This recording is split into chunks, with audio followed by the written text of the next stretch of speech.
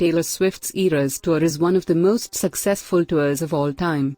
It's expected to gross over $1 billion, a first for any tour, and is generating hundreds of millions of dollars in value for the cities and counties that host its shows. Fans around the country have given it rave reviews. However, New York Times dance critic Brian Sebert, in write-up of the second night of Swift's six-concert run in LA, focused his attention on what is perhaps obvious to any observer: Taylor Swift can't dance. Swift is a pop superstar who dances but is not known for her dancing, Sebert writes near the top of his piece. Even many of her admirers will admit that in this respect she's no Beyoncé, no Britney Spears, that as hard as she tries, she's a little stiff and awkward.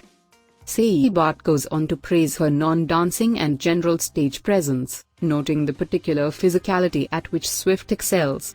She can inhabit her many sparkly costumes, he politely points out. She also demonstrates an ability to strike over-the-shoulder poses for the camera. Then he gets a bit more critical, with a paragraph that's about as cruel as the Times house style will allow.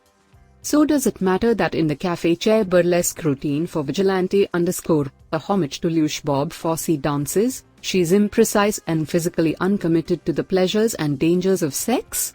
He writes, before adding a deadly parenthetical, she caresses her body like she's afraid to.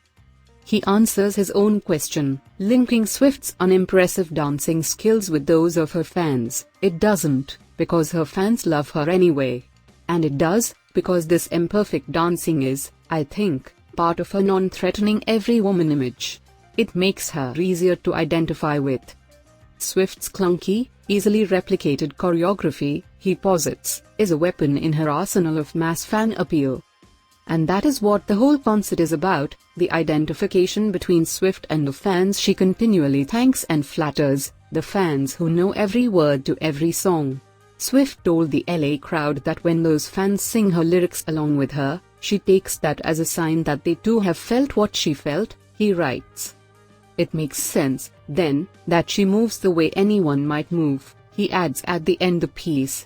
So that anyone might imagine being her, just pointing and feeling powerful. The paper of record's official verdict on Taylor Swift's dancing, stunningly unremarkable,